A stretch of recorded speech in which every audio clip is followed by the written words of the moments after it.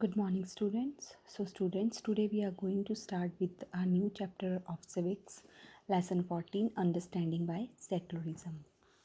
So, I think you all know about the preamble. So, what is preamble? Before we are going to understand about the secularism, you have to know the meaning of preamble. So, preamble is an introduction of the constitution, and it also begins, the constitution that begins with preamble, which contains the basic ideals and objectives of the constitution.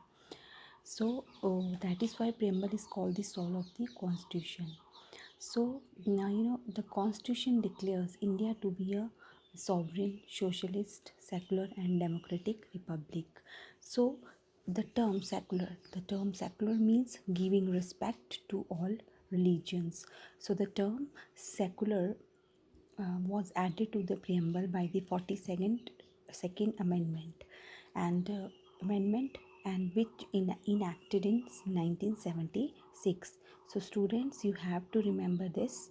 When the term secular was added to the preamble by the 42nd amendment, and when in 1976. So the preamble to the constitution asserted that India is a secular nation, right? A secular state in which the state does not officially promote any religion. It means that there is no state religion and there is no discrimination on the basis of religion. There is every citizen in India is free to practice, propagate, and follow his or her own religion. So, students, you just learn the meaning of secularism, right? And based on this topic, you have to do the question answers of practice zone 1. Same way, like first question is characteristics of a secular state means separation between religion and state, or religions being equal before the state. And next is secular mean in political and social terms are different, and secularism in political terms mean separation of government and religion, promotion of democracy by protecting the rights of religious minorities. Secularism in social terms means deep respect for individuals, equality for all are equal, and breaking down of barriers of class and the caste system.